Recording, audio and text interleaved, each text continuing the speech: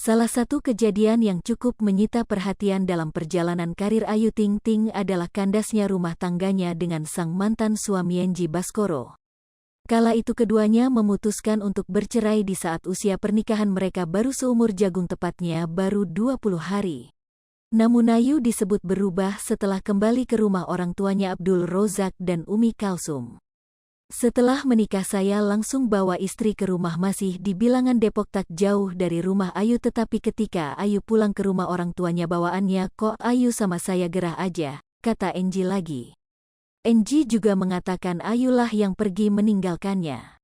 Mungkin saya harus ngomong yang sebenarnya, saya gerah dengan berita akhir-akhir ini, saya tekankan saya tidak pernah tinggalkan istri saya, ujar Enji dalam jumpa pers yang diadakannya di kantor pengacara Hotman Paris di kawasan Sudirman, Jakarta, Jumat, tanggal 8 November tahun 2013 silam.